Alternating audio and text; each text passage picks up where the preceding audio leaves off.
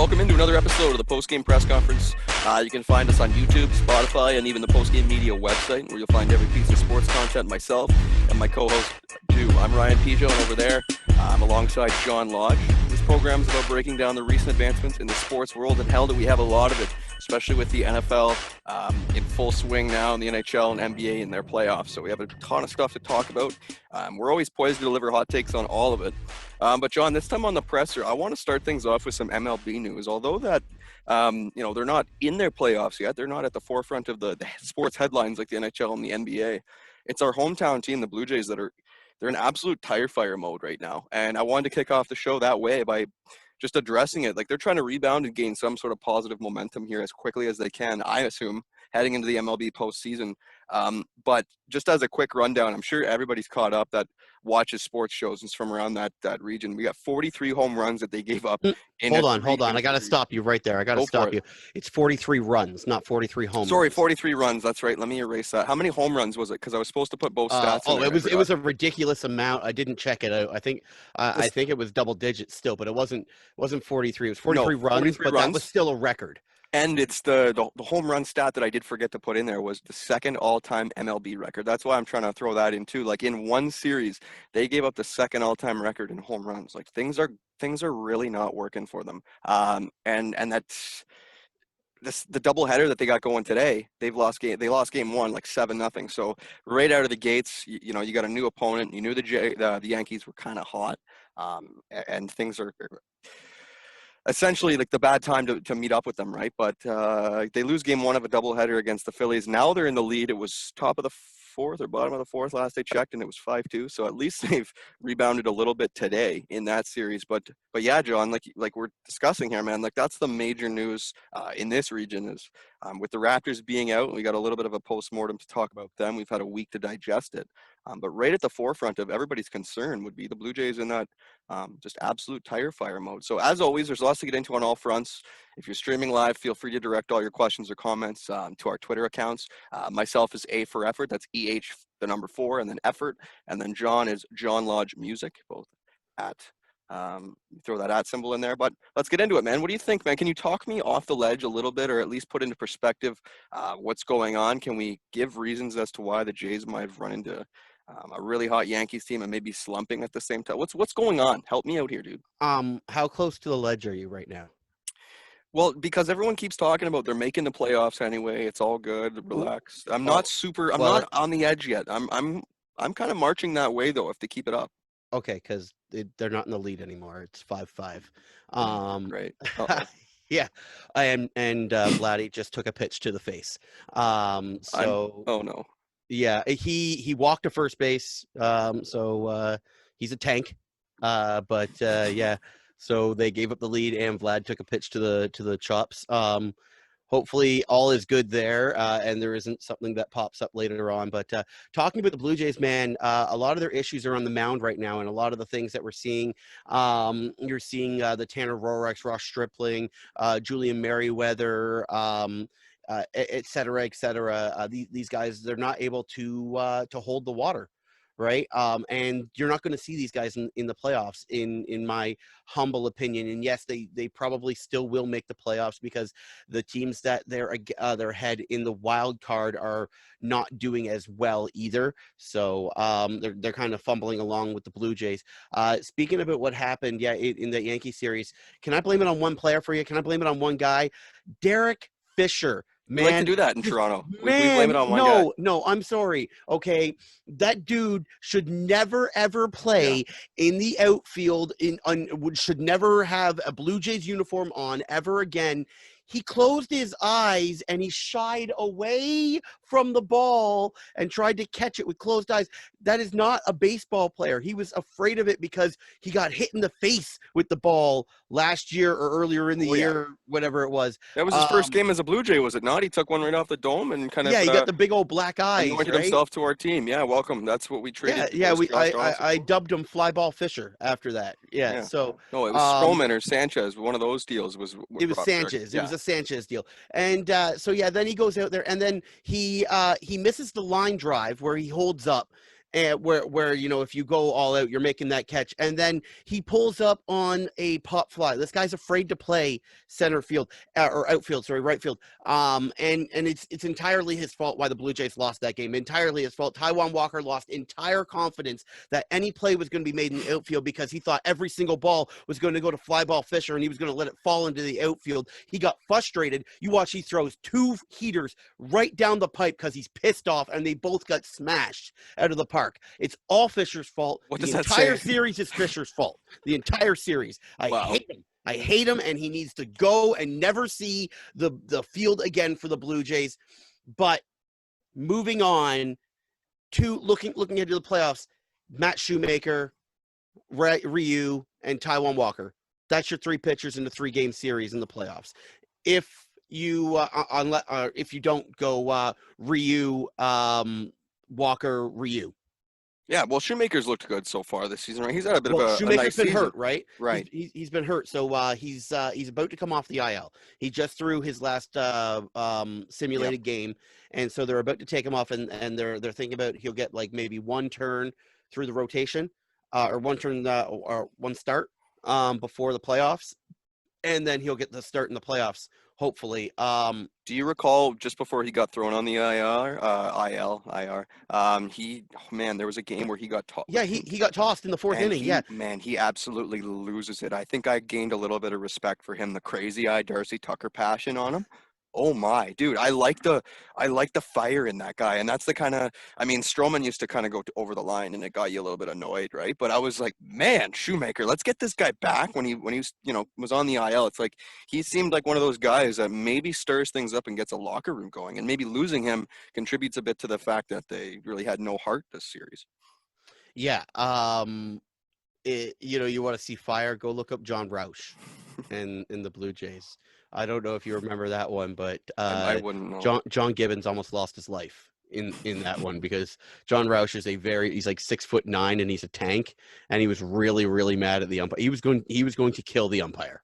Wow. John Gibbons almost lost his life in that one. And you want to talk about loving guys with a little bit of grit, a little bit of sandpaper. Did you see what JD did? Did you see the highlight? So he doesn't like a call the umpire makes. Like, he takes a ball, the umpire calls it a strike. Right. Very next pitch, hits a home run.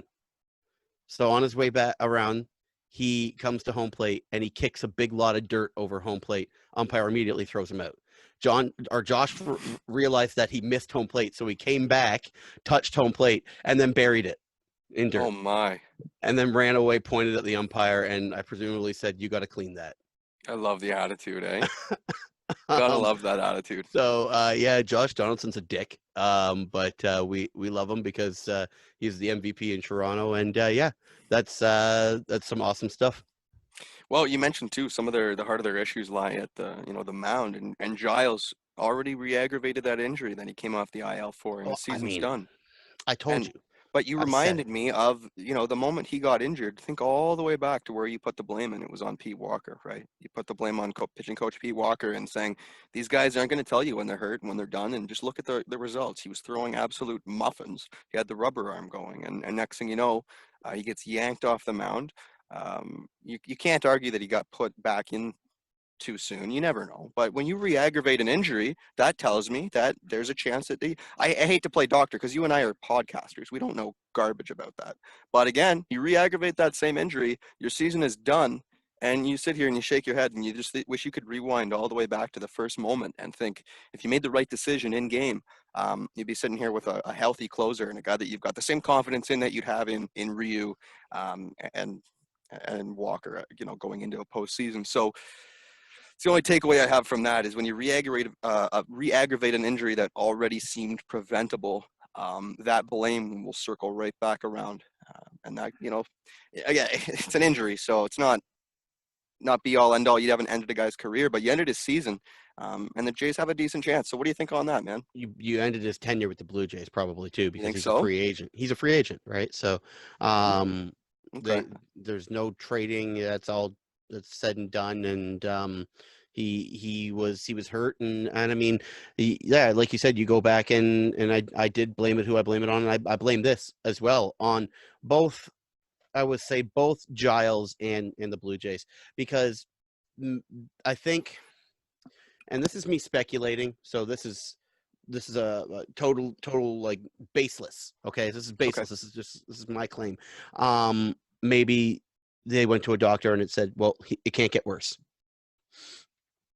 right? So if he wants to try, he can try, but it can't get worse, right? Whatever happened. So that's what happened here. They tried to ramp him back up, see if he could go for the shortened season, and obviously he couldn't. In my opinion, he should have been shut right down, gone to see Dr. Andrews, gone to have Tommy John surgery. You got to think about the player. These are human beings, right? He has to like his career extends beyond this year for some other team if it isn't the Blue Jays, and it probably won't be. So yeah, just completely fumbled, mishandled. But without the loss of Giles, I don't think you would have seen the emergence of the bullpen as it was constructed with Bass and Cole and Dolis. Dolis is the name. Yeah, yeah, that's the one that stands out. Those three have been 7, 8, 9. You throw them in whichever wherever, right? Depending on who had pitched the night before. The problem is that the bullpen has been completely taxed because there has been no starting pitching. Yeah, it's been They tough. haven't had any length. And then you got a guy like Tanner Roark complaining because the pitcher or the manager takes you out after 4 innings. Don't suck. Oh, I'm a diesel engine and I was just getting going. Well, the manager didn't take you out the next game and you gave up 6 runs in 4 innings. Yeah, don't suck. Yeah. Yeah, and back yourself. It's again, you can tell a leader and a guy who really should be speaking up compared to a guy who just doesn't need to speak, because again, we didn't even need to hear that from you in the first place. Don't set yourself up for failure, because now you got to speak. You got to actually play, put your money where your mouth is, and then you suck the next game. Like that's why you're not a Mark Messier, a guy who can guarantee things, right? It's again, just shut up. You never needed to say anything in the first place. Don't suck, and don't put any fuel on the fire. The fans that just are giving it to you, don't get your tits slit, Roark, Keith Hernandez style. Yeah, he got his tit slit. Yeah, that's for sure. I love that clip. I listened to it over and over. The one acquisition that the Blue Jays made before we get off the mound here, Robbie Ray, and this might be a steal. This might be a guy here. He has taken a liking to Pete Walker, and he has had a little bit of a resurgence with the Blue Jays. Now he started tonight and he had a rough go, but the Blue, obviously it's a tie game now. But this could be something in the future. This could be a guy that the Blue Jays re-sign and keep. This was a 15 or an 18 game winner in 2017. Or 2018, right, in the National League. So Yep, a legitimate contender for a number 2 or number 3 starting position if he's playing to this top caliber, right? So if Pete Walker can be the pitcher whisperer that he is, then maybe he can unlock something in Ray that the Arizona Diamondbacks weren't able to. So yeah, kudos on the Blue Jays picking up Ray, and that's another guy I totally forgot that he could be in line if he is pitching well. Could be in line for a start or like a makeup, like where you throw in 3 starters, right? You throw in like a Ray and a Stripling and a so on and so forth, right? And you just patch it all together. Yeah, and that's coming down the pipeline here in the playoffs, right? Well, they got to get some sort of momentum going again. No matter how it gets done, they got to find a way to stop the bleeding. Looked like they were going to earlier in this game, and we'll keep up to date on that as we finish tonight's podcast. We'll find out. I'll leave that responsibility up to you because you're fairly good at keeping us in the know with what's going on while we record. But let's head over to the NHL where things are they're wrapped up, man. Dallas beat VGK, the Vegas Golden Knights, in what they call a gentleman's sweep. I'm the last person that would have said that was going to happen because Vegas is. I've said it all along. They're essentially my second team, man. I boast their skill, their will, their ability to just grind, their defensive capability, all of that stuff, and their tandem goaltender. It seemed like they were the team on paper that had the best chance coming out of the West to get all the way to the Cup final. A team in their inaugural season that has already done that. So anything less than that is almost kind of looked at as a failure. They brought in Pete DeBoer this season, who 3 times he's taken a team in his very first season with them to the Cup final, 2 times. This would have been the 3rd time, unable to get it done. But Dallas beats up on them. And here's my one takeaway from that. It could be totally off base, but I think Thatcher Demko deserves a lot of credit, right, for Dallas beating up on Vegas, because maybe it's an issue with their confidence, but I think it's more of an issue with draining their energy, because in those last 3 games when Vegas had they had it in the bag, they're up 3-1 in the series. They end up forcing it to a game 7, and even in that game 7, Thatcher Demko's standing on his head. It's something that's going to go down in hockey folklore for a long time. The ability of Thatcher Demko in those 3 games, and how Vancouver's going to plausibly move on from Markstrom because of that performance. But I think that caught up to Vegas, and in that next round against Dallas, I don't think it would be a confidence issue, because I think they were still getting pucks to the net, but I think they're overall, the amount of effort it took to get past Demko in those 3 games that they should have already been said and done. I think that's what drained them. I think Vegas just didn't have enough in the tank to beat up on a Dallas team who, believe it or not, Anton Khudobin is getting it done. A backup goalie, not a tandem goalie, not a 1-2. A backup goalie is carrying Dallas to the Cup final. What's your take on that before we head to the East? First things first, Toronto up 7-5, so they're Let's regaining the go. lead there. Yeah, you hit the nail on the head there with the Vegas take, man. Demko completely drained them of everything they had, because they had to pour everything into those games, My and God. 2 of those games were losses when they poured everything. So not only are they losing the game, but they're losing morale, and they're going back and they're gripping the sticks harder and literally pouring everything, their heart and soul, in just to get that Yeah. win. And then they show up, and Dallas has just been sitting around and kind of relaxed and kind of easy going and take it over. You talk about Anton Khudobin. It's funny because I remember a conversation with one of my buddies. But when the postseason was starting, I was like, "Man, the backup goaltenders are going to be a big story in the NHL this year." Yep. And he's like, "Oh, backup goaltenders mean nothing." I was like, "What do you mean?" I was like, "You got Khudobin in Dallas. You had Halak in Boston, and so on and so forth. Elliott in Philadelphia." Merzlikins, man, in the qualifier came in and Yeah, one Merzlikins in crip. the Yeah. qualifier. So like the storyline was the backup goaltenders, in my opinion, and Anton Khudobin keeps that up. And what a great soundbite that will live in Toronto sports talk lore forever. It will be played on Overdrive. It'll be played on Tim and Sid. It'll be played everywhere. Everybody loved that. We are not going home. Like, how lovable can you be?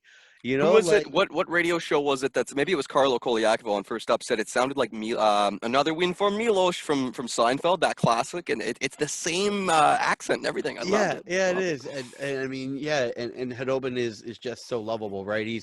They're talking Yeah. about him kind of like he's Tim Thomas style, right? He's a Right. guy whose gear doesn't look like it totally fits right, and he doesn't look like if he's totally playing the position properly, but he's in position at the right spots at the right time to make the right save and Exactly. keep the minute. And the Dallas defense, you can't overlook that, man. The Dallas defense has been outstanding. They've been protecting their backup goaltender.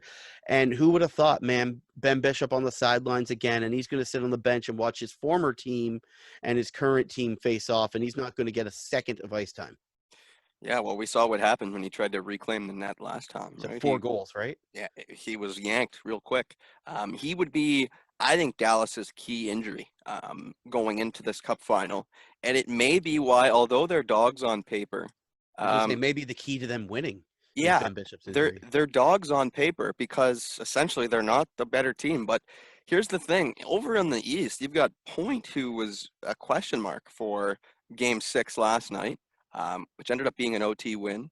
So you wonder how healthy he's going to be heading into the Cup final. If he plays the first 2 games, I can't guarantee if, because we don't know what the extent of the injury is. I can't guarantee if he doesn't sit 1 or 2 games to start the series out, just to get a feel for things and give him a little bit more rest.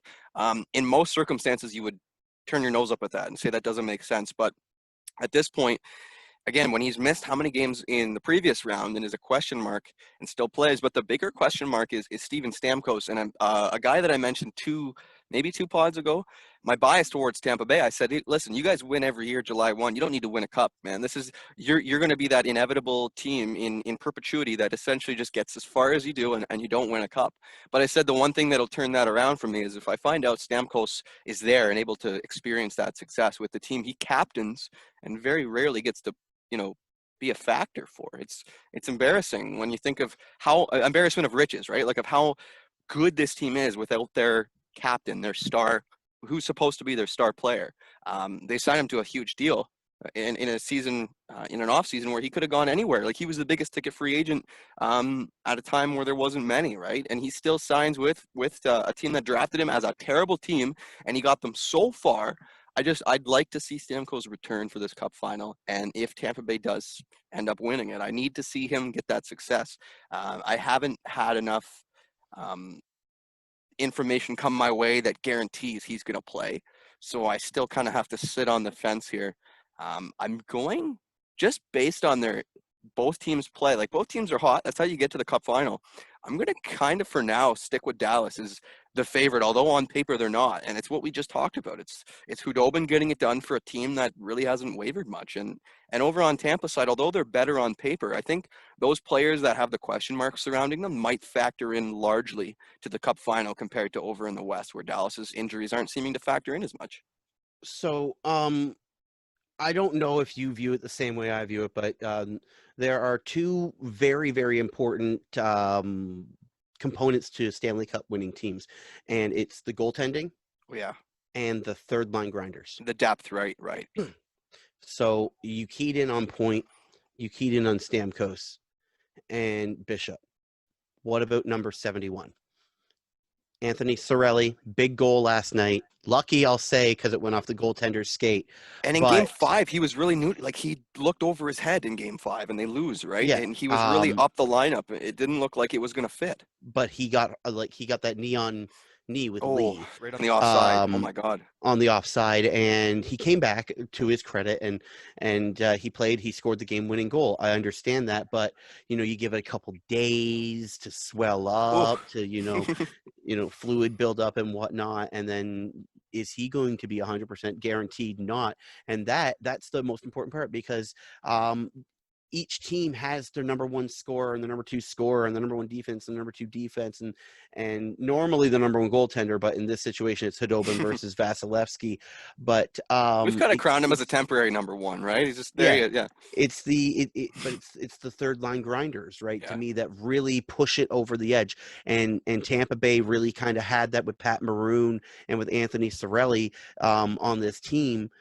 But if you lose Cirelli from 100% to whatever he's able to give you, if he gets injured again and isn't able to give you anything, then that could push it in favor of Dallas. So it's going to be interesting to see how the injuries pile up and who gets to play how many minutes. Where talking about bringing Stamkos back, that'd be all well and good, but you got to keep the guys who got you there on the ice as well. Yeah, good point. Just to tie it all up nicely as we tee up this Cup final. Again, I'm more focused on the story that Dallas has been. Tampa Bay has been more of an inevitable. They're getting here. They keep pushing. They just don't get over the hump and don't win that championship. They've been to a Cup final in 2015. So that's kind of shown us all that they are at the precipice of winning. Now, again, I believe, just to tie it all up, I'm kind of biased against them based on how well they get away with all their free agent contracts. So if there's ever a moment that Stamkos comes into this series, I'm going to switch over. I'm going to become a Tampa Bay Lightning supporter because I'm more a Stamkos supporter than anything. But with the story that Dallas has been, surprising in the second round against Colorado and in the third round against Vegas, at this point, they are the team that we have to stop questioning. The way that we continued to question the Islanders and they kept getting through, kept playing a boring style. Well, they're frauds. Look, they lost. Okay, they lost in 5 games to an injured Tampa Bay Lightning team. They're not as good as everybody pretends they are. They just play a very, very boring hockey game. And Matt Barzal might walk this offseason. There's a lot of stories surrounding what's it called? Oh my gosh, an offer sheet, right? So again, depending on we're going to get into this in just a moment, the financial state of a lot of these teams. There's like 17 teams in the NHL that have like filed for protection. So obviously the big ticket, big agents or big market teams aren't going to have that issue. But at any point in time, if they kind of run into that, all of a sudden, you could be dealing with a bit of an issue. But let's get on to, again, Well, I was just say. Yeah, no, I was just gonna say it's funny. The last thing to say before we get into Dallas Tampa, and you talk about rooting for Tampa if Stamkos gets out there, and I would assume that's because of the Toronto area bias, right? And then I think, well, what about Tyler Seguin? He's from the Toronto area, and but then it's like, well, Tyler Seguin's kind of the bad guy, and Steven Stamkos is the good guy. It's like the devil and the angel, right? It just if you were to put the two on a page, and you had to give one horns and one a halo, who would you give it to? I'm gonna send you a video that I saw maybe last off season about Tyler saying, "Oh no, it's when he signed his contract with Dallas, right? He got it I've signed his." seen some interesting signs in the crowd at Tyler Seguin Oh games. yeah, the girls that Yeah, say we know yeah, you from high yeah, school. yeah. John, trust me, a lot of our listeners would know exactly that story. So that's all Yeah. we have to reference. But in the end, I watched the video. I think 2 off seasons or last off season, whenever he signed that big ticket contract, the re-signing, that people were curious what's going to happen there. It came out like he's a really chill guy. Loves living in Dallas, loves fishing. He really keeps to himself, and he's one of those guys, a lot like Stamkos. I think appreciates being in a market that leaves him alone a little bit. So there has been a time in my past where I looked at them the way that you say, but I should send you that video and see what you think. I mean, I think Tyler Seguin is maybe what's the word? Like he's a well-known partier. He's one of those guys that'll put out on Instagram like, "Hey, I'm in Winnipeg. What's new to do here?" Meaning what ladies want to meet up tonight, right? Like he's one of those kind of guys. But in the end, I think he's actually much more likable than you'd think. When you watch this video, you kind of go, "Oh wow!" Like I kind of want to see this guy win a cup and just end up in the Hall of Fame. Just he's one of those guys. I think in 20 years, you're gonna look back and be like, "Yeah, Tyler Seguin, good guy for hockey." You know what I mean? Again, I like him. I like him. And over the years, it's kind of switched maybe because he was a Boston Bruin and the Taylor Well, there's Tyler should have been a Leaf pick, like the Toronto stuff. Yeah, man. But I love the guy. I think Tyler Seguin's a wicked guy. Shoots right. Not a lot of superstar right-handed shots. So whenever I'm playing NHL 20, I kind of like to trade for Tyler Seguin. Yeah, there's a rumor that he had to be traded to Boston because he was bad for Yeah. Marchand. The Yep. mixture was not good. Yeah. So, Along the same lines of Dougie Hamilton, Joe Thornton, they trade away any guy that causes problems except for Marchand, I guess. I mean, the mixture of Sagan and Marchand was bad. Apparently, like getting up on top of bars and dancing in We've seen almost that video. nothing. Yeah, We've seen that video, John. Yep. yeah, the escapades of Tyler Sagan are well known. But yeah, moving on. NHL free agency starts October 9th. Couple of stories surrounding that. The first one is from about a week and a half ago. Robin Lehner denied a report that he's agreed to a contract extension with the Golden Knights. So we are still waiting to see what That's information total comes out. bullshit. That's total Yeah, bullshit. He's re-signed. Come on. lots of people are on your board there, and I think just based on the amount of rumors that have come out, it's almost a given. But then that raises the question, where does Marc-Andre Fleury go? And that remains to be seen. Not a lot of reports about teams that are interested in him, but he's not at the end of his career yet. He's just kind of maybe moved to that territory that he doesn't maybe prefer, and that's why his agent Alan Walsh came out on Twitter and tried to stick up for him. But a team that's signing him is maybe signing him to be the exact goalie that he is in Vegas, maybe the number 2 behind a starter. Well, But I what that mean, tells me is he's off to some other destination if Robin Lehner does sign in Vegas that's what Fleury has been to me for even in his last year with the Murray situation. Yeah. in Pittsburgh, right? He was a guy that you knew that could give you 40 games if you needed, so split the season down the middle, and he could take over a series if your guy wasn't going right. And it kind of sounds like the exact sort of guy that the Toronto Maple Leafs need. And it's funny, we talk about goaltenders, we talk about rumors, and we talk about people wanting to move Freddie out, and is it unfathomable to believe that the Toronto Maple Leafs, I almost said Toronto Blue Jays. The Toronto Leafs. I like that one too. That's a little Yeah, kid. My little nephews say that. Toronto Leafs. yeah. As I slip up and No stumble worries, over my buddy. words, but is it unfathomable to believe that the Leafs would bring in another high market goalie, a la Fleury or even a Holtby, with Anderson to do a Oh wow. 40-40 tandem? Go Montreal route and spend 15 million on goaltending. They can't do that obviously because they Well, don't no, have the no. money. These I guys know. would have Yeah. to. I think Holtby is looking to reclaim his name, right? So I think Holtby has to sign for a little bit less. And if Fleury is to be traded, then Vegas is definitely having to eat some of that money. It's crazy that Holtby would be looking for less of a contract because you rewind 2 years to when he won the cup. Yes, Grubauer kind of had to start that playoff for him. Every goalie goes through a tough stretch, especially teams that win cups. We always highlight the importance of backups, right? We just did 5 minutes ago in a previous segment, but in the end, like that, we're talking about a team that maybe that's all they need, right, to get over the hump is just kind of like a goalie who. Like in Toronto, for example, if we traded for Frederick Anderson, which the rumors are fairly highly out there that that Dubas wants to move on from him before they get into the jam where the value on the contract isn't much to trade him in his final year. Well, dude, if you've got Jack Campbell on a cheap deal and you've got a guy like a Marc-Andre Fleury on a cheap deal, or even a Holtby, like these guys, I still can't believe Holtby would be demanding less money, but these guys could really insulate Campbell. You'd have your 1-2. They might even have to take the reins to be the one guy at points in time. But it would give Dubas that push, I think, that motivation to then take those chips and upgrade his defense. Because we all sit here and agree that like their defense is not good. It doesn't matter what they do with the goaltending. If they haven't addressed their defense at the same time or relatively soon after making a goaltending change, like there isn't really going to be any tangible success. We know how good of a goalie Freddie is. So again, it all just surrounds the value on his contract and his age. But imagine a guy like Holtby or Fleury coming in and doing Freddie's job with Jack Campbell in the background, especially if they're making like if they're making $3 to $5 million as a goaltender, you're kind of in a luxury there, and it allows you to spend that money on your defense. But again, I'm just kind of circling the same point because I can only see one option happening. If they trade Anderson, they need the equivalent in his value and money and contract on defense. Like it's that simple. Well, if they trade Anderson, they have to have Holtby. If they find a replacement for him. to have Holtby to trade Anderson. That's Markstrom's name is out there too, though. Well, isn't he an RFA though? I didn't think he was a full UFA. I thought, and he's I know that he's only 30 years old, but he's a guy that I worry is also a 1B. If Markstrom is 30, Markstrom is 30. He's not. He won't be an RFA then.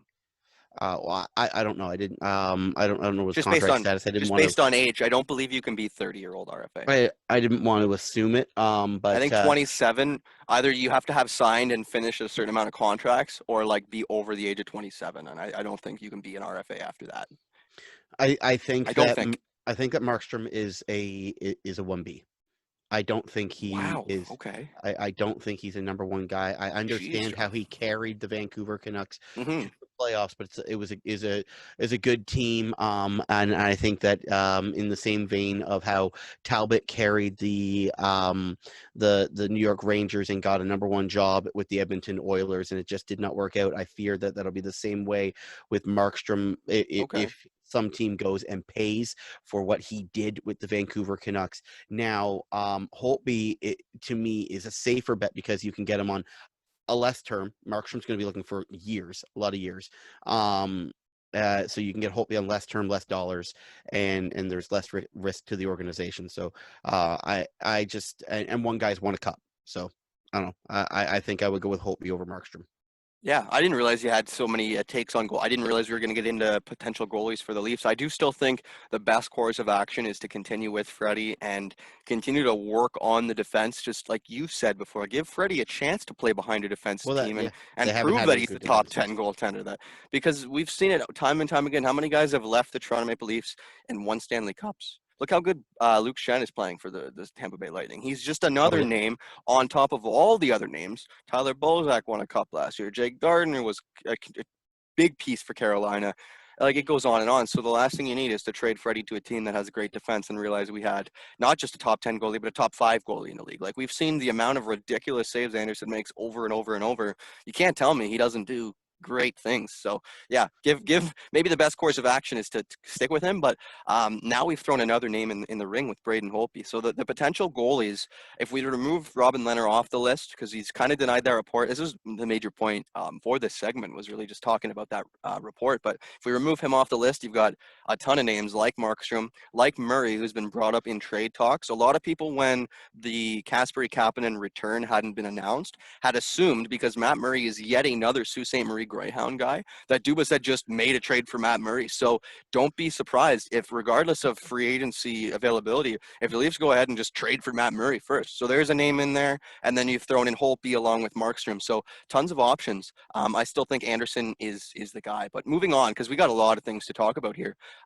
There's a couple of teams I think are going to look goofy in the upcoming season, and it's based off of what I said earlier. There's about 17 teams that have filed for a little bit of NHL protection. Now, the specifics of that are way too deep for you and I to get into, but essentially it's teams that are like saying we don't have the money going into the next seasons to get things done, and so the NHL is going to be protecting them. But then again, you're not going to be seeing those very same teams going out and spending tons of money. Matter of fact, they're going to be taking steps to actually cut from their payroll. So everybody that watches me knows that I'm a huge Steve Dangle fan. I picked this up from the last Steve Dangle podcast, and there's going to be teams again that, if you wanted to put an asterisk on a cup winner in the upcoming years, a lot of people were thinking, oh, the COVID year, this is going to be the year like the asterisk goes on a team. It's going to be those next couple of years, and I promise you this, because based off of a lot of the rumors and the snowballs kind of rolling down the hill, these new reports suggest like a ton of teams with their penny pinching ways, they're going to create scenarios on rosters that we've never seen, never been prepared for the hot takes of before. Wasn't it That's the Coyotes who said that they're going to be trading anyone 25 or over? you Or looking to move essentially anyone you could be 25 or over? going into seasons where teams that have money, like the Toronto Maple Leafs, they've got money, right? Like the cap is going to be what it's going to be. But you compare a team like Toronto to a team like Ottawa or Arizona, or teams that literally cannot spend money. Carolina, is it Tom Waddell, the guy that screwed around with the XFL stuff too? At the same, Yeah. whatever league it was, he just dropped money into it, and then it's just disappeared. So there's a ton of NHL organizations that, like, although they may have been competitive or had been building to be, like, they might have to strip rosters. So you could see teams like the Leafs, the Rangers, the teams that, like, the big market teams, be the only ones that can even spend to the cap. So guys that you never would have thought are going to be available or would have been available are going to be, and that's where a lot of it kind of sets the foundation for going into like October 9th being the start of free agency. Like Bill Guerin announced today that Dumba's name is certainly out there after they traded Eric Stahl to Buffalo. They're in overhaul mode, right? Like they're not re-signing Can I Koivu. just have a moment about the Stahl trade? That was a nothing trade to me. I'm sorry. I love Eric It's Stahl, a just money, yeah. Great Canadian boy, but like his career is long past him. He's going to Buffalo. Is he going to play with the passion that he played with in Carolina? No, he's not even going to play with close to the passion that he played with when he got to Minnesota Oh to no. begin with. But So, Buffalo's a team yeah, that could use leadership, much like the Toronto Maple Leafs needed guys in their older years.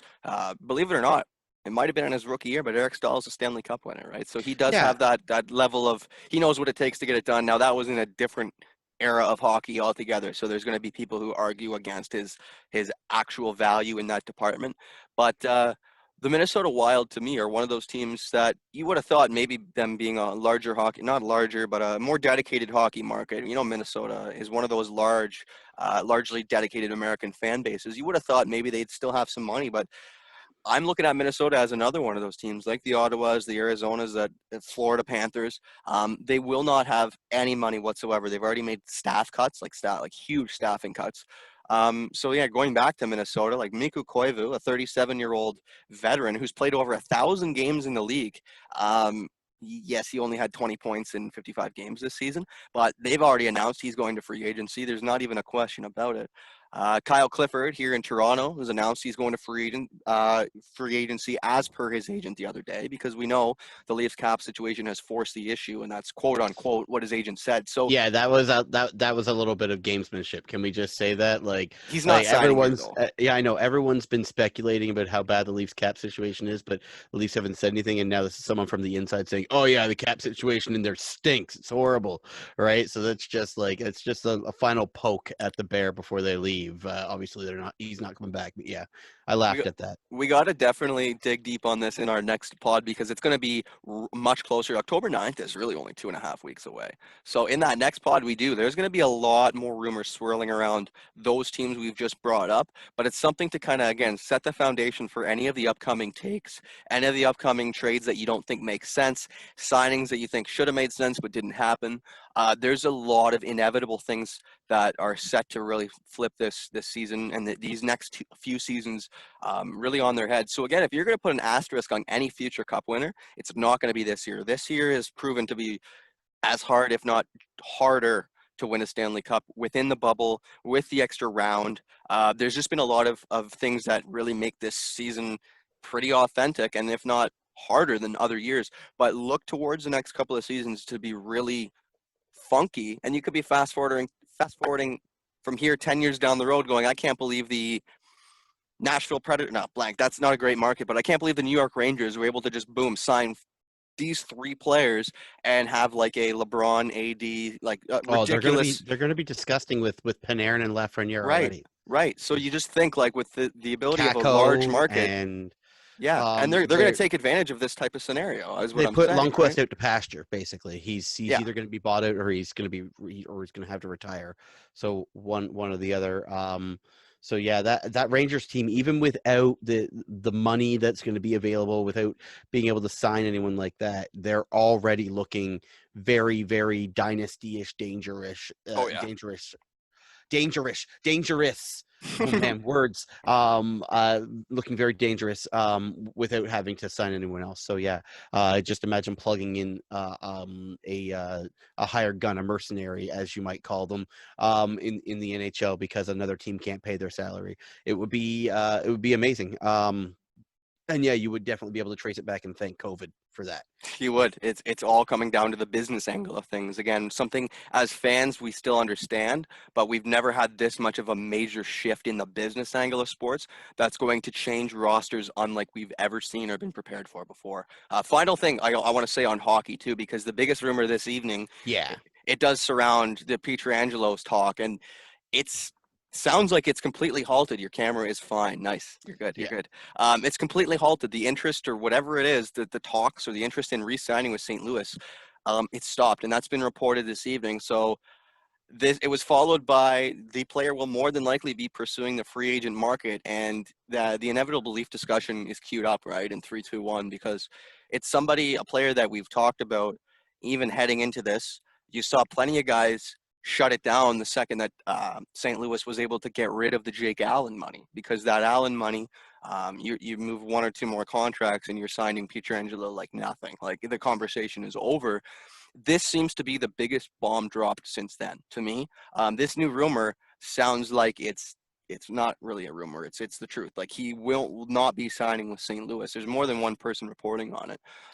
So now my question to you is, John, do we delve into all the fantasy moves that are going to be required to sign Pietrangelo? Do you think it's even a possibility?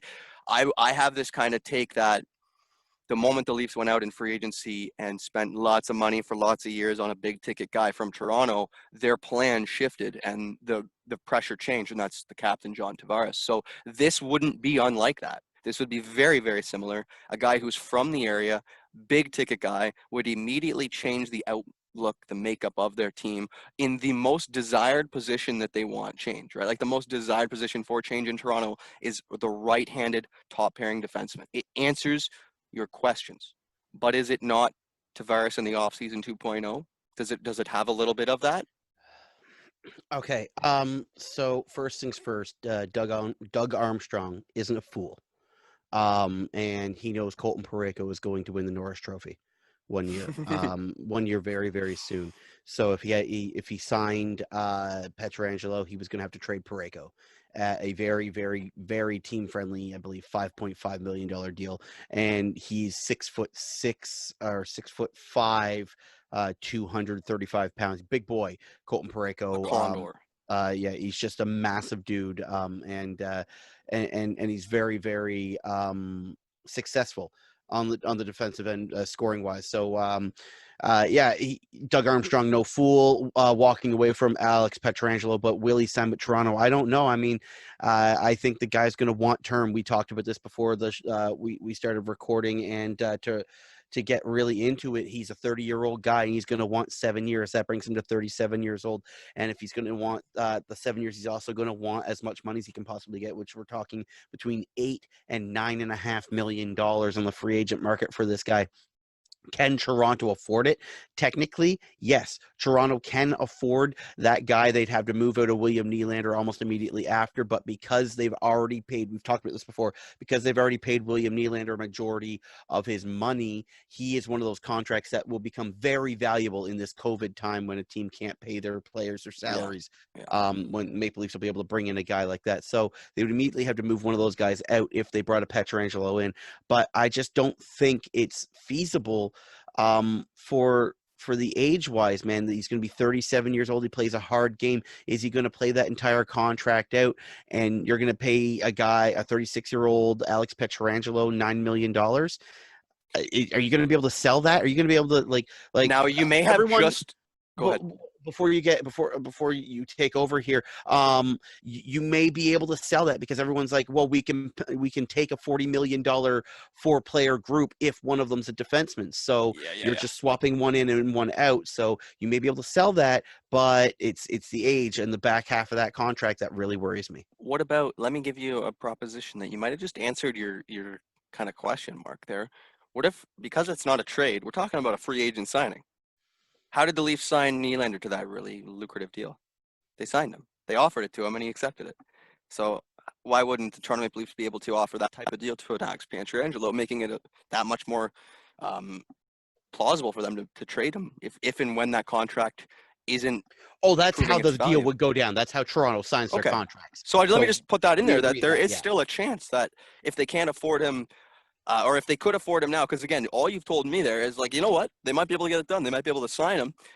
They'd have to move on from a piece, regardless. Hey, it might not even be Nylander because yes, his $7 million, that's half of what Janssen or that's just double what Janssen makes. So you take Janssen out of the mix, who's already being traded. Like you might have a little bit more money to play with than you thought if you play with it carefully.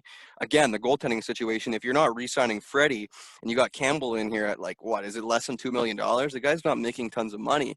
So if your goaltending tandem situation isn't as strong, doesn't feature a number one top of the line goalie, but it also doesn't feature a ton of money being spent, then you also may be able to get the Pietrangelo deal done, keep Nylander, move on from some contracts like Kerfoot and Johnson that are kind of keeping you down in terms of cap, and have that flexibility as long as you cannot miss on any of your bottom six guys, but they've got to be like really cheap deals the way you got Mikheyev, potentially Barabanov, you've got Robertson in the mix getting things done for cheap.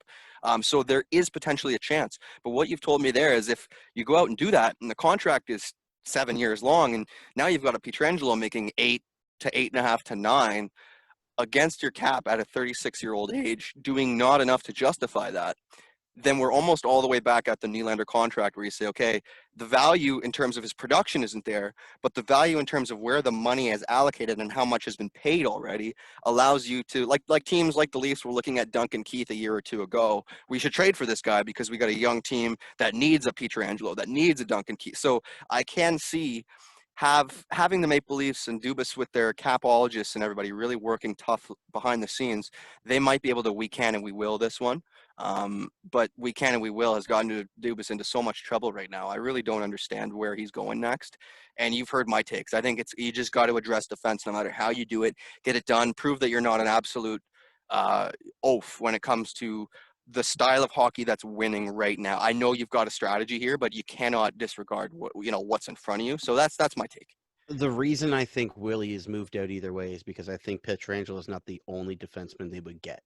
They want Absolutely, yeah. they want to fill it out a little bit more, and then you've also got to make a fourth line because you're basically your fourth line are all free agents, right? Yeah. And you don't want a bum fourth line. Not that Jason Spezza wasn't a good fourth liner, I'd bring him back, but you got to build a line around him. And Like I if you're said, going to have a young, You got if to you're going hit. to have a young third line with a Kerfoot and a Robertson and a Barabanov, then you're going to want to have a veteran fourth line that can shut things down, a shutdown grinding line that is so much needed that you see that the Sorelli and the Maroon line is for the Tampa Bay Lightning, right? So Yeah. you gotta have that for Toronto. And also the trade rumors out there, Max Domi. Maybe you trade Alex Kerfoot for Max Domi if you got the money, and that's the guy you want centering your third line. Who knows? There are a bunch of things that could happen. Go down on October 9th, and it's going to be crazy. But the big thing before we get out of hockey here, Yeah. you talked about next year, and you talked about 17 teams filing for protection, and there's rumors that next year is not going to happen till maybe March.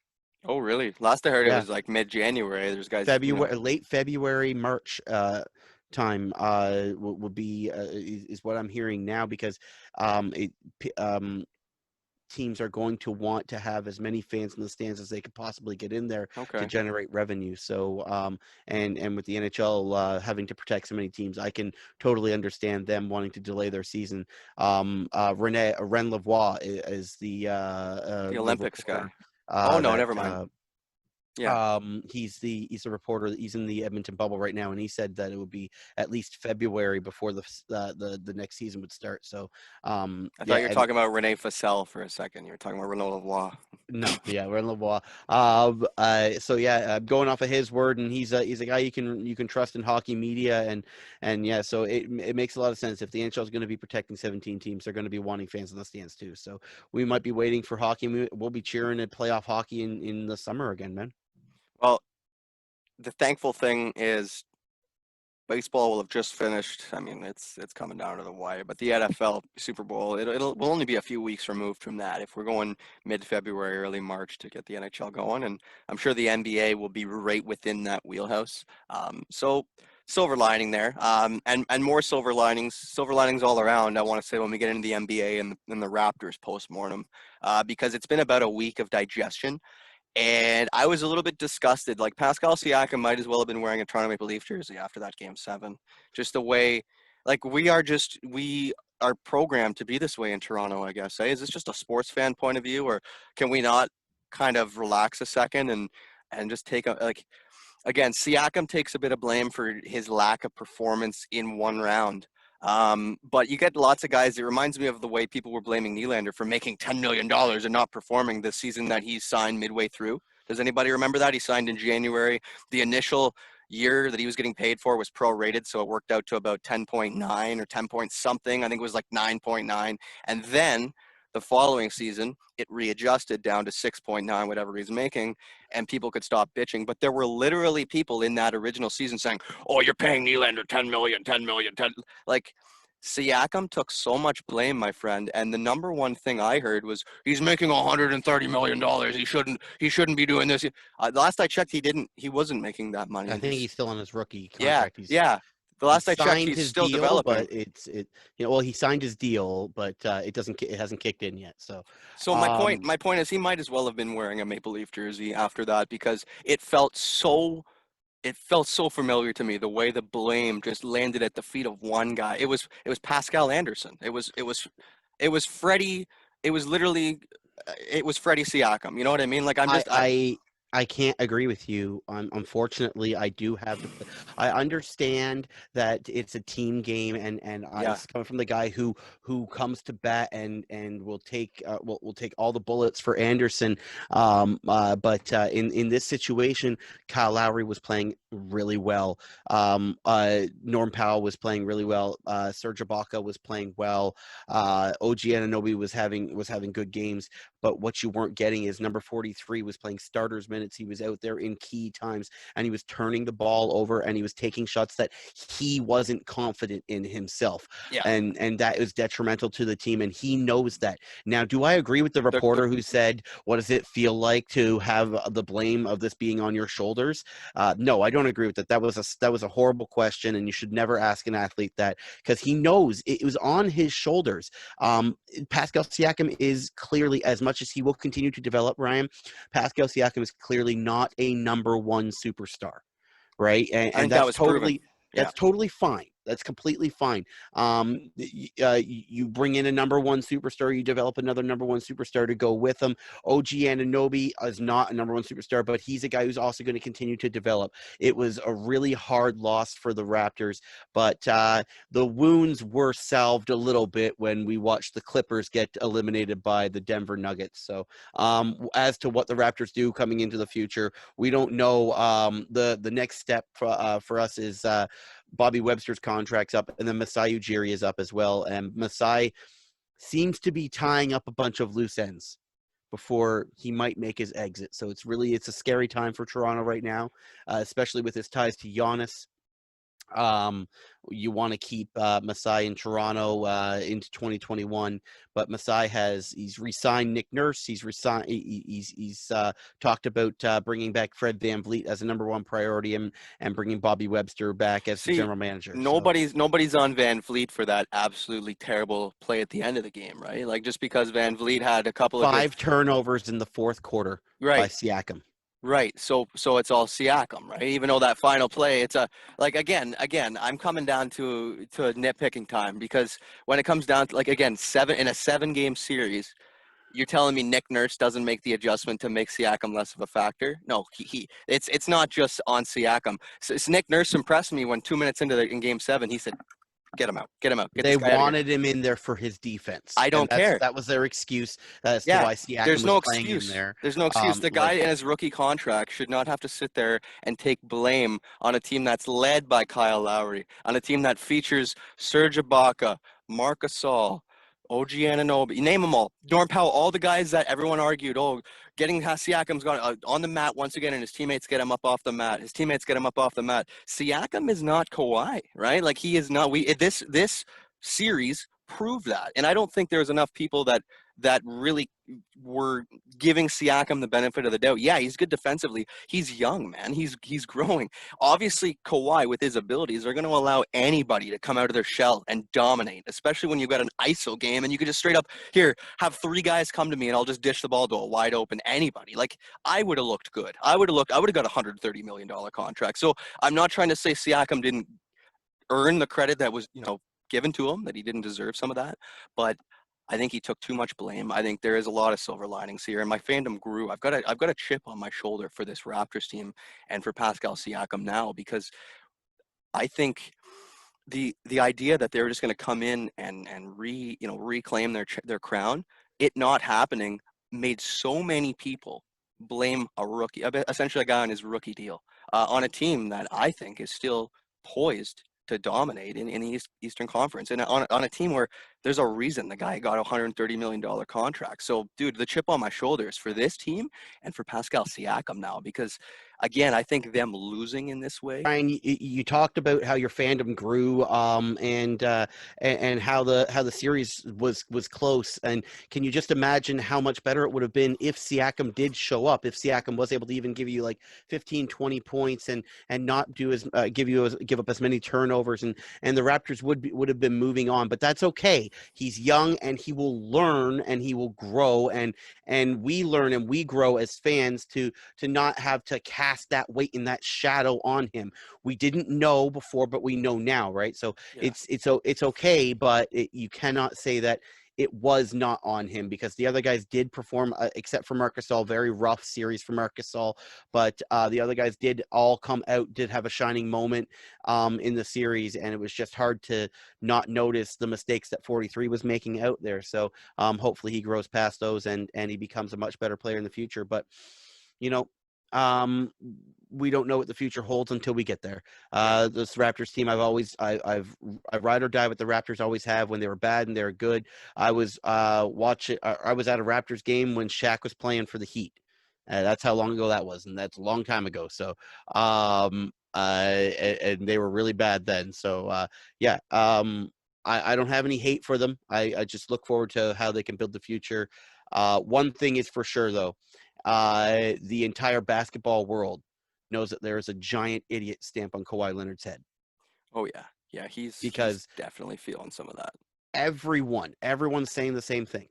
If Kawhi did not leave the Raptors are in the Eastern Conference Finals against the Miami Heat, and they are the contenders for the Eastern Conference to go to the NBA Finals. And he knows that, the Raptors know that. We got to move on, but at least we have that little bit of calming, cooling salve to our playoff wounds right now, to know that Kawhi's not going anywhere, and he knows that if he was still here, we both would be moving on. And Steve Ballmer, man, his tears taste so delicious. Yeah, it's not pretty cool for him today. He's not No. very happy. The thing I think I heard was that one of Kawhi's main reasons for leaving Toronto is he didn't think that they could win again, and he thought that the team he was going to, I mean, he had to rig a trade himself to get Paul George there, who, I mean, combined they couldn't even put up the points that our boys. Who is his second choice, by the way? Paul George was just second choice, exactly. But combined couldn't even put up the points that Jamal Murray did in Game 7 of that game, right? So you're talking about Kawhi not thinking the Raptors could get it done again with him, and yet thinking he could go to the Clippers, bring Paul George, and they still can't get it done. I mean, a lot of the blame, I don't believe, again, we treat Siakam like he's Kawhi, but I think conversely, or transversely, I should say, like Kawhi actually does deserve a lot of blame for this because he is the heart and soul of the Clippers, and him and Paul George couldn't get it. They had a 3-1 lead, and they were in the driver's seat He in did a nothing in the series. entire fourth quarter of that No, seventh game. I was watching him put shots up, and I was like, okay, so this is the Kawhi Leonard who put up the shot against the Philadelphia nothing 76ers, there. the 4 rim bounce. The only bounces he was getting in the fourth quarter against the Nuggets were chunks, and they weren't even getting the rebounds, and it was just it was like there was zero confidence. There was zero. Yeah. They talk about how it was a chemistry issue on the team. Okay, fine, you can call it a chemistry issue, but it was a chemistry issue at the highest level. There was no desire to win there in the fourth quarter. I guess I don't understand it. I really don't. Well, you But listen to Paul George's George comments. and Paul George and Kawhi Leonard, I believe they were 0 for 12 in the fourth quarter. You Gross. cannot have that from your top two guys. And of course, Murray and Jokic are going to bury you if they're not shooting. And I mean, if you look at the way they went out that way, there was no way the Clippers even stood a chance against the Lakers. No, not at this point. It was men against boys.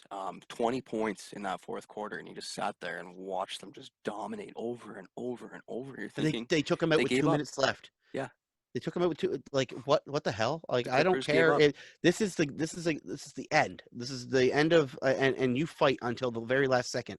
Yeah. Like I don't understand that. Yeah, and then again, going into the Eastern Conference Final here, we'll get into that West in a second because it hasn't happened. We're just gonna Oh, be, the Heat are it's friggin' dangerous. yeah, We've talked about it before. oh my gosh, like in game one, it's all Butler, clutch in the fourth quarter, like draining. 22 seconds to go. He makes, I think it was a three. Yeah, he makes a three, a dish from Dragic, and you're going, no way. What a game. They end up forcing overtime.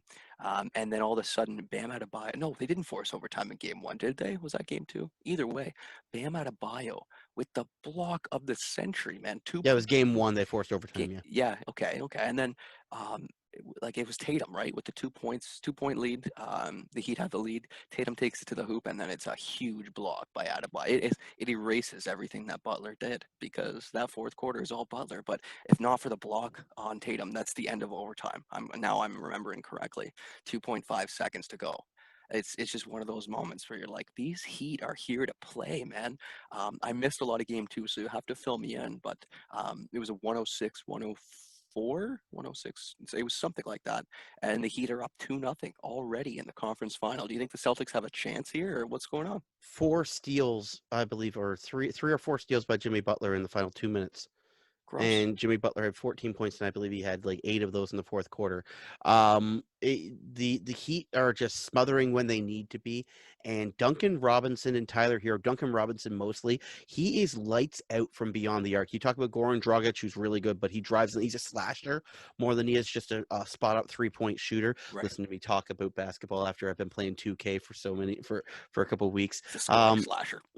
Yeah, but yeah, that's what Dragic is. He's a slasher. He gets to the hoop, but he's also able to shoot the three. But Duncan Robinson is just a spot up 3-point shooter, and man, his blue shoes stand out on that 3-point line. He's been putting in shot after shot, and you talk about Jameson Crowder as well, able to put up 3-pointers, and they're draining them from all over the arc from distance, and the Heat just. They never say die, right? The Celtics have blown a 15-point lead in 4 of the last 5 games they played. Incredible how So that happens. Is that their bench? Do you think that's their bench, or what's going on? I think that Tatum and Brown and Kemba disappear too often. I think they rely on Marcus Smart a lot, and he's very shoddy. That's what I forgot to mention in the Raptors series. King of the flop. But he honestly, when it comes down to it in game 7, he wins them the game with that block on Powell. He wins them the game. That guy was one of the biggest factors for Boston. Well, he won them the game with 3-pointers in that game too. He played amazing in that game 7 for Boston. So I have to give it to them. But his comments on Instagram, King of the North, repeated over and over again, so obnoxious. And the dude just flops around like he's a Magikarp Pokemon. But then he turns into a Gyarados every now and then. Eventually, So, yeah, he you becomes a know, Gyarados. he just becomes a monster. Boston, I don't think they stand a chance. No, I don't think they stand a chance. I believe the last time we spoke, or one of the last times we spoke, I called a sweep by the Heat over the Bucks, and that didn't happen. The Bucks did end up winning end up winning in 5-4-1. I'm gonna call it again. I think the Celtics are going to lose. No, okay. Let me I'm not. correct you because I I'm know gonna what give you're going to myself. say. If the I'm going Celtics to. lose 3, they're going to lose 4. I know what That's you it. mean. Yep. This is where I'm going. This is where Yeah. you went If last they round. lose this next one, if the Celtics do not take game 3, then they're being swept. And Yep. that's what I like. That's just how I feel, how basketball works. And especially with the mentality that the Heat come with every game. The Celtics, I think, need to be firing on all cylinders at all times to beat the Heat. And I think the Heat have what it takes to even possibly challenge for a Larry OB, man. They remind me a lot of the Raptors. They really do. From last year, Jimmy Butler isn't Kawhi Leonard, but he's a very, very, very good player, and a bunch of other guys who are able to shoot the three and slash get to the hoop, play some defense, and come back from deficits. And that was the Toronto Raptors, right? Yeah. So the Heat could do it this year. They could be the ones to win the Larry OB, and that could prove very detrimental to the Raptors' hopes in getting Giannis, because there's a It's lot of rumor out there between that it's Toronto and yeah. Miami. So I already thought of Miami that goes off and when the Heat wins. ended up going into the next round and the Raptors didn't. That's the first thing I thought of is Yeah, when it comes down to it, if you're making a decision, which team do you think you can go farther with? I thought of, maybe the Heat proved to be better, but you're also dealing with a personality like Jimmy Butler in that locker room. So there's a chance that sways you away. But to me, this is the playoffs that have kind of changed my perception of Jimmy Butler, because I always thought he was just a kind of a low life. I didn't think he really deserved credit for being a killer on the floor. I thought he was more of a bully and just a guy that kind of made his hay by having an attitude. But I think he actually is clutch.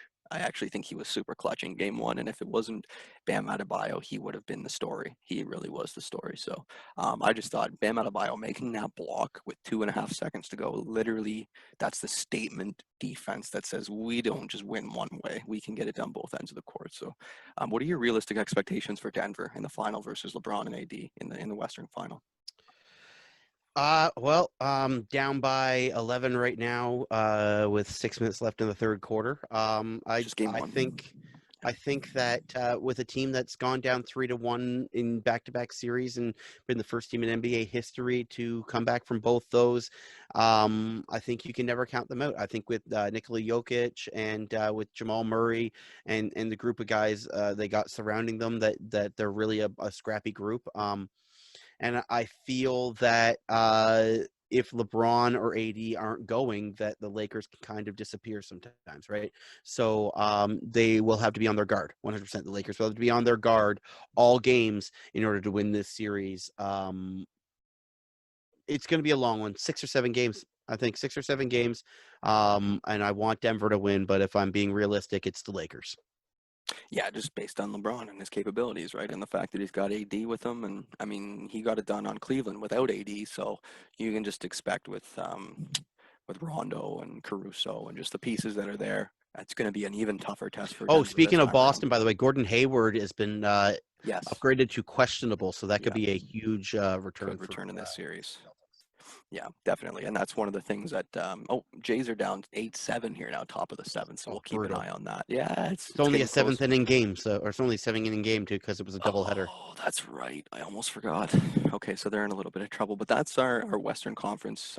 We'll get back and discuss whatever the story is. They're heading into the actual NBA final, but I think um, I'm gonna have to take Denver just because they're hot, man, and because we think it's so obvious that LeBron wins this series. And again, the factor that Denver's come back from down 3-1 twice, I think they can do anything now. So you couple that with my patriotism, and I'm biased, so I'm going to have to take Denver just because of those little factors. But let's hop into the NFL, my friend. We got one more sport to discuss, and if you can tell, I'm talking a little quieter because everybody in my house has gone to bed, so we do have to make this a little bit quieter than normal. But week 2 started last night. and we've been itching to discuss this because at the top of the show, before we started to record, we really had some takes here. So, Baker Mayfield and the Browns beat Joe Burrow's Bengals 35-30. You had a late push from the Bengals and a touchdown, but they can't recover that onside kick. So, Baker ends up evening out the record for the Bengals or for the Bears, the Browns. Wow. The bees, See, yeah. words are hard for you. Teams are hard for me sometimes. The record is 1-1 there. And then there's a bit of a discussion I wanted to have with you about Cleveland because of like every other offseason, they're completely hyped up, like the Maple Leafs and the Cowboys and you name it.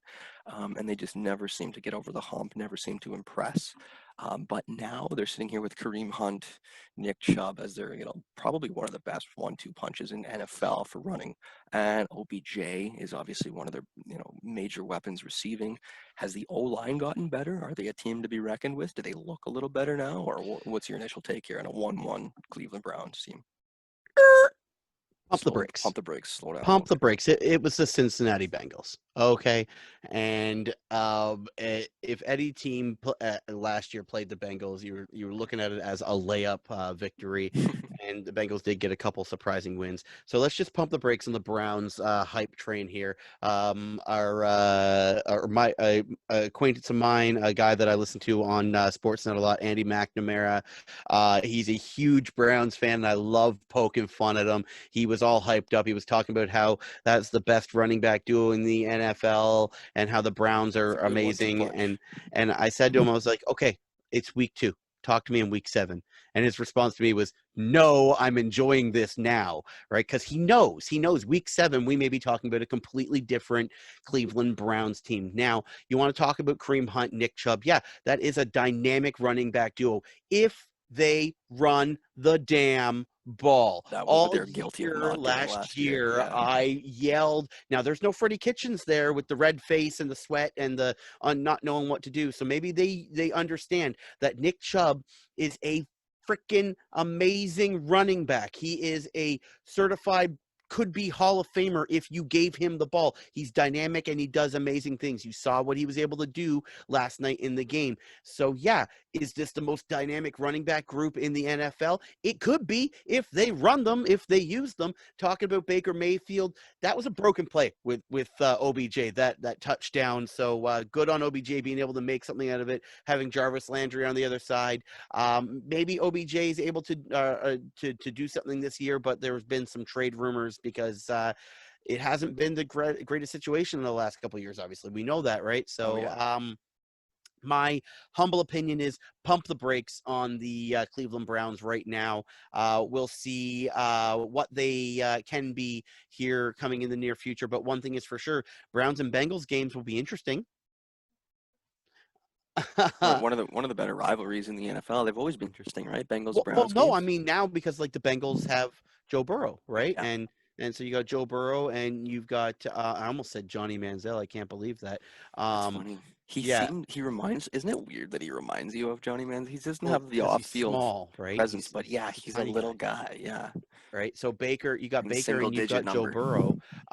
And speaking about Joe Burrow, man, there's a comparison I have for you for Joe Burrow, and it's one that I haven't heard yet said on national television, so I'll take ownership to it. Does Joe Burrow not look a little bit like Russell Wilson? Just maybe a little bit. Yeah, he's a little Well, guy. not the size, the lateral run, throwaway, lateral run, deep pass, break through the line, straight ahead runner. 61 I mean, I know I'm putting a lot on the guy. I know Russell Wilson is a Hall of Fame quarterback. Is more of a Russell Wilson 2.0. Well, just talking about the small guy, but I mean, the way I look at Burrow, I just look at him and I see a lot of Russell Wilson's game. Now I haven't watched to my defense, I haven't watched a lot of Kyler Murray play. And I watched the national championship with Burrow, and this is my first game watching him in the NFL. So I just a little bit of a Russell Wilson comparison for me. That's what I see with the way he's able to scramble out of the pocket, get rid of the ball, the way he's able to scramble and run. His first touchdown wasn't a pass touchdown; it was a running touchdown of I believe 15 yards. So yeah, something to look out for Doesn't there. that just scream Young college dynamic quarterback, quarterback. right? Like first Yeah, touchdown in the NFL is like always going to be a running, like that's all they do in college is just run around the field. I think Joe Burrow would really like, I know it's just week 1 or week 2, John, but Joe Burrow would really like that 1-2 punch of Kareem Hunt and Nick Chubb because he had to make 61 pass attempts yesterday. That's the second all time for any rookie and the most since 2001. Like they've got zero run game, not even a sniff of a run game. And he seems to have that same quality O line that Baker Mayfield had in Cleveland last season, where like he's always on the run. oh, he He's got he hit. He looks got like knocked down 10 times last night, even though he got rid of the ball a lot. doesn't it look like he's just still in college because all he's doing is running, and that's all he's doing is throwing the ball. He's just if there's one team in football that's like the weakest and could use him and is the most like a college team is straight up the Bengals. So I like him. I think he's gonna have like a good career because just based on those first 2 games, like guys are saying this guy doesn't look bad. Like he's gonna get them a couple wins this year. It's not gonna be one of those disappointments and early seasons are like early disappointments for a rookie. So I don't know. I think it's tough when you get drafted to a garbage team like the Bengals and have to turn them He's from around so Ohio, though. quickly. He's a hometown boy. He wants to There be you there. go. Yeah, so it's kind of cool. It's a cool story, and I'll key in. I'll pay more attention to see if he looks like Russell Wilson. But speaking of Russell Wilson, your Patriots are matched up at the Seahawks Before this we week. get into week 2, I wanted to mention one thing about last week's games, week 1. An interesting incident happening in the Detroit Lions game, and Detroit Lions doing Detroit Lion things, collapsing in the fourth quarter. But before that, I believe it was the second quarter. Jamie Collins goes up to an official and tries to demonstrate what he was doing or what had happened to him on the play. He lowers his head and he headbutted the official and he got ejected from the game. Yeah, it's just stupid. I don't know why he had to try to Um, show him what he was doing. yeah, I just had to bring that up. I don't know what Jamie Collins was thinking on that Yeah, situation, but it was hilarious to watch, and it was almost funnier to see the referee fly back like he punched him. He he he sold it, barely but touched him, and he sold it. Like it was. Is that the first ref dive we've ever seen? maybe. But I feel like the ref was like, "Okay, what the fuck?" Like he probably had to like react in some way, and that's probably not the best way to react. But he probably had to like at least express a little bit of shock, and that's the way he did it, like making it seem like he It got looked a shot. little extra to me. It Oh looked a yeah, little extra to me. oh yeah. And yeah, I don't know if you don't know what I'm talking about. The Detroit Lions were leading, and they gave up 21 points in the fourth quarter to lose the game. Mm, that So sounds Detroity. I think I have yeah, them losing this week. They're playing against the that Packers. sounds I just wrote Detroity. easy win for Packers over Lions. That's all I wrote. I didn't even break Easy it down. win. The Detroit Lions would hate you. Detroit Lions fans would hate you for saying I that have a it's an friend who's a easy win. Detroit That's a Lions fan. huge rivalry, the Packers and the Yep, Lions, yep. and they would hate you for saying that. But it's so true. No, It's so true. absolutely. Did you catch any of that Aaron Rodgers game? He went beast mode, 360 yards, 4 touchdowns. He's unreal. He's almost as And unreal as Russell Wilson. just insane. Yeah, I know you. We could get into the game now. The week 2 matchup: Russ Wilson, the Seahawks versus the Patriots. Yeah, Yeah, it's first time in almost 64 consecutive games that is it the Patriots have first been time dogs. since the catch? Is Oh no, that it's not. 64 games ago, you think? But No, imagine that, John. That's the team you've been cheering for that. 64 consecutive games they've been favored.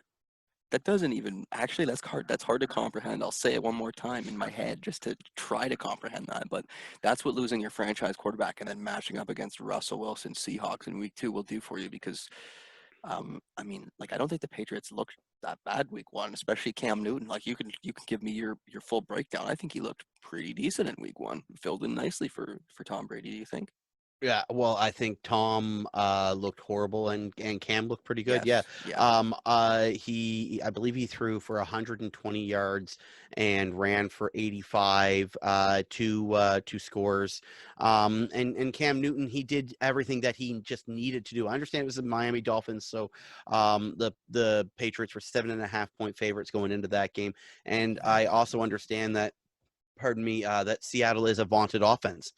So you have to go into this one as I guess the underdog, but I don't respect it. I don't respect it at all. I think this New England Patriots team is going to have to prove themselves for some reason, week after week, they're going to have to prove that they can do it. And I believe that Cam Newton is as healthy as he's ever been in the past 3 years. He looked amazing out there, man. He was moving. I don't know if it's because there's no fans, but he was very commanding of the line. Not that Tom wasn't, but it's a different feel, right?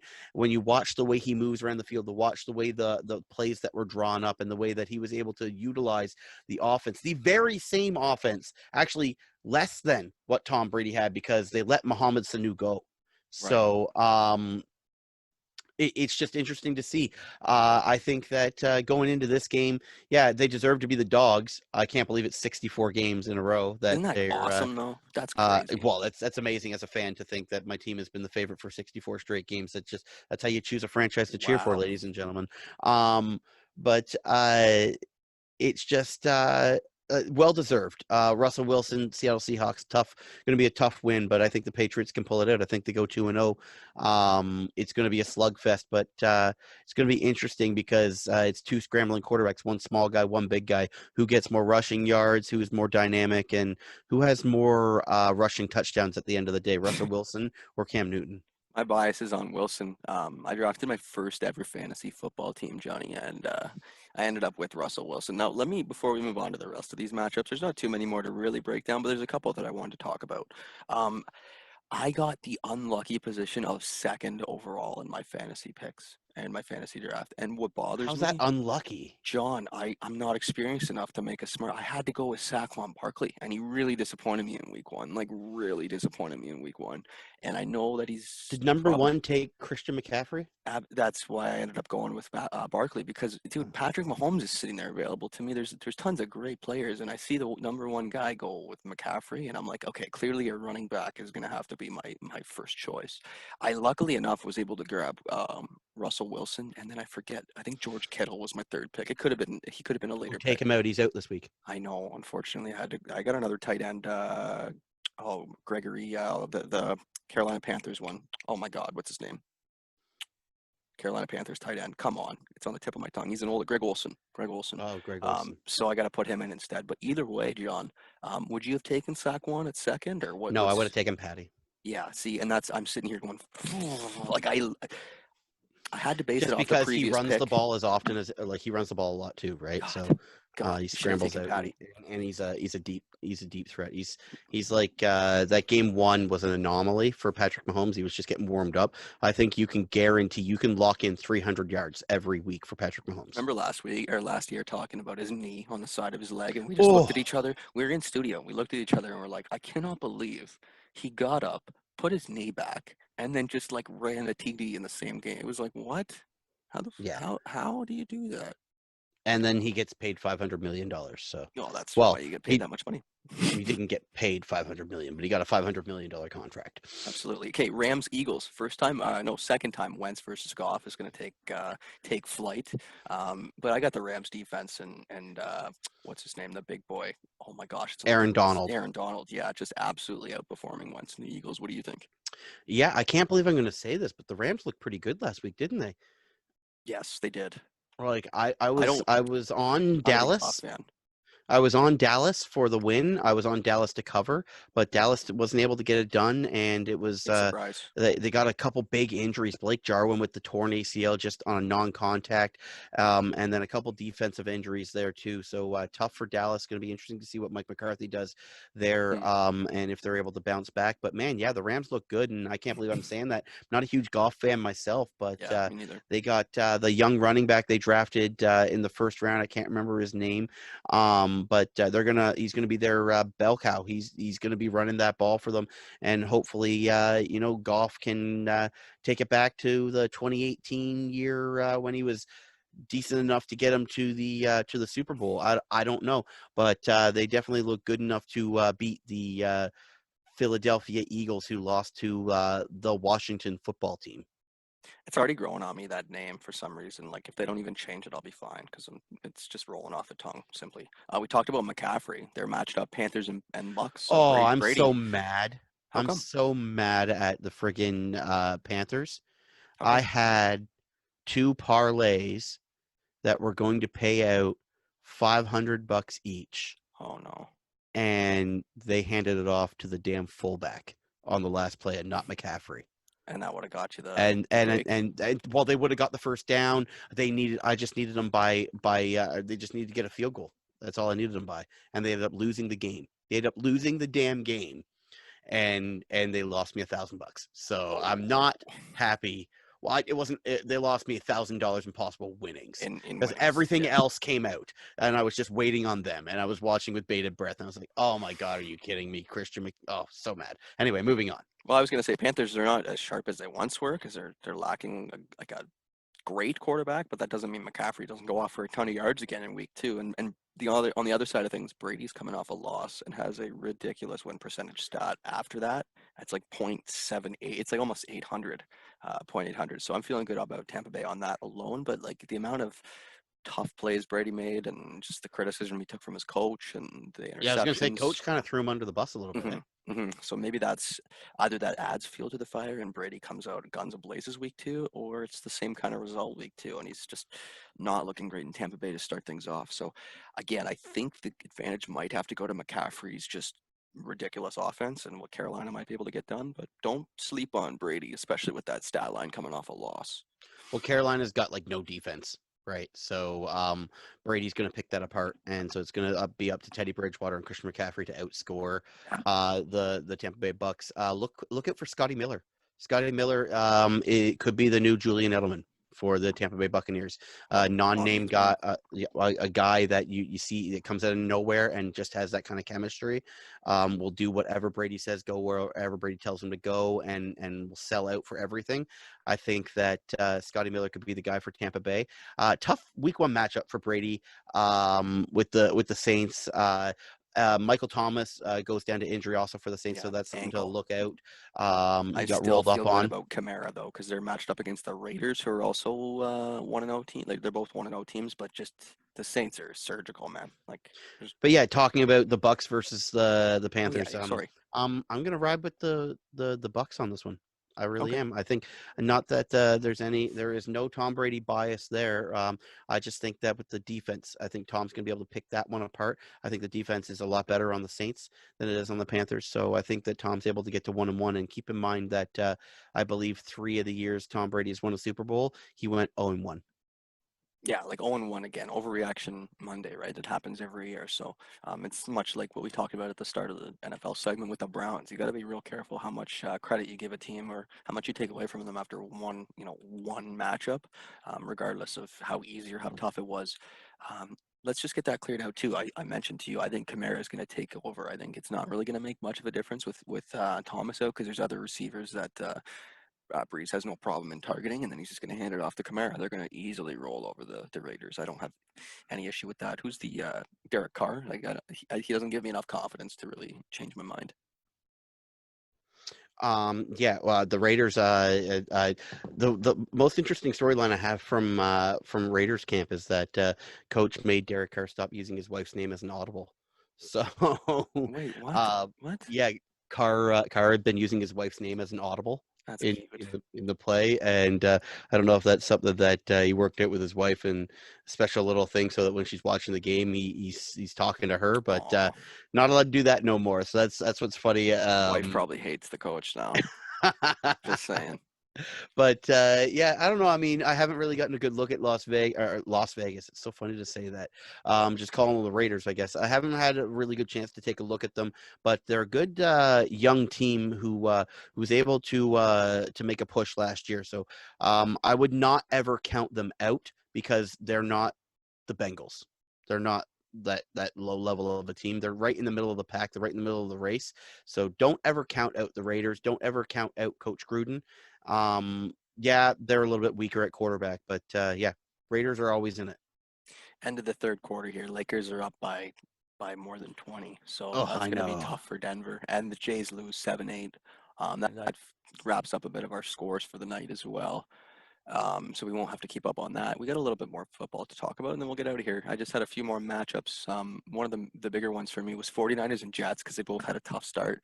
Jets, I don't have any real confidence in. Like Sam Darnold's back, right? He's the one that had mono last season. Is that correct? Could be wrong. Yes, Doesn't make a yes, difference. Can't. yes. No, Okay. Darnold had Sam Darnold had mono, and he missed And like 6 weeks Le'Veon with it. Bell, who was a big factor there, ended up leaving for Tampa Bay because they've got Fournette and Le'Veon Bell there. So I mean, I just No, don't. no, Le'Veon Bell still plays with the Jets. Okay, did he not go to Leonard Tampa Bay? Fournette goes. Leonard Fournette went to Tampa. Are you sure Le'Veon Bell didn't go too?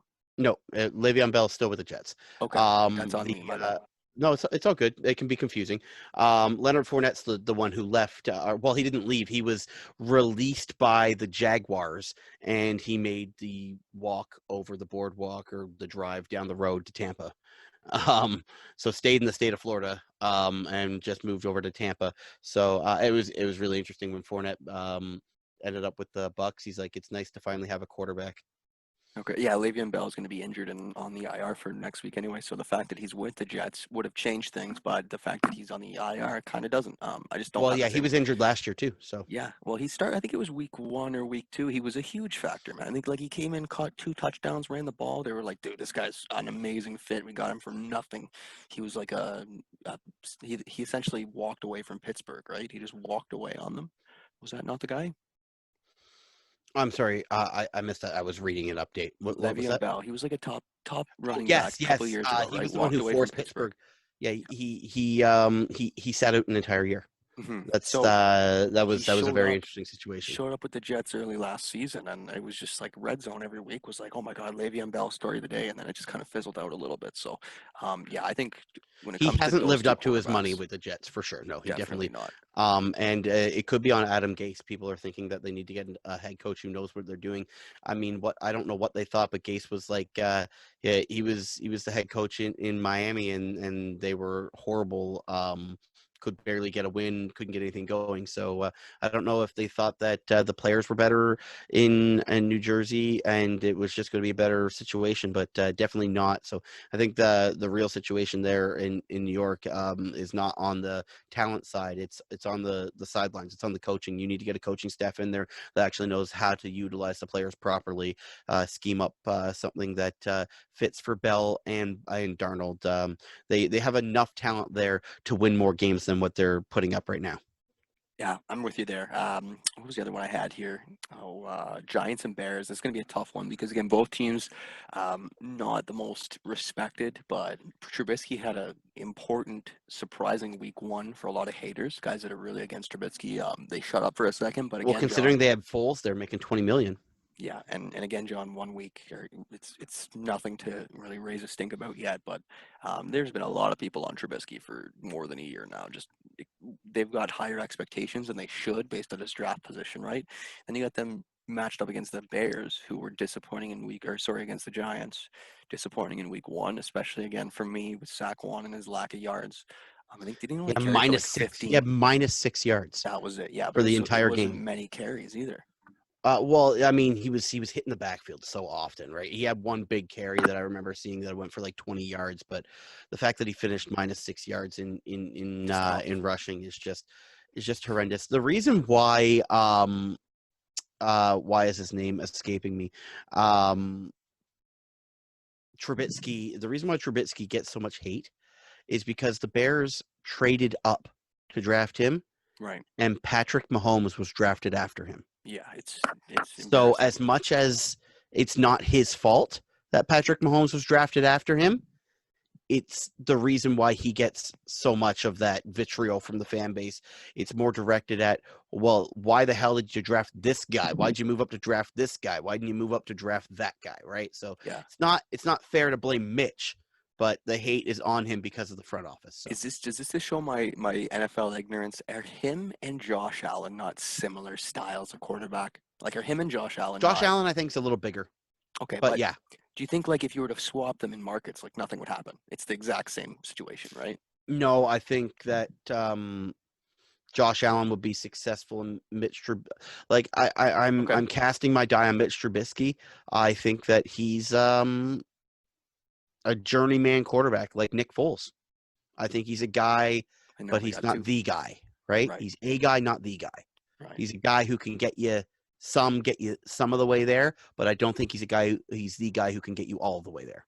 It's too bad the Bears really have had a lot of that over the years, right? 'Cause, like even Jay Cutler was like the number 2 guy for years and years before he was Like, and I don't really think he was ever a superstar when he became their main guy, right? He was number 2 behind Rex Grossman, like back in like early like '08. Oh, Rex Grossman. And even him, like he wasn't a super like elite quarterback. So like imagine the Bears ever had like a top of the line QB. They seem to kind of stick with middling QBs and always forced with that.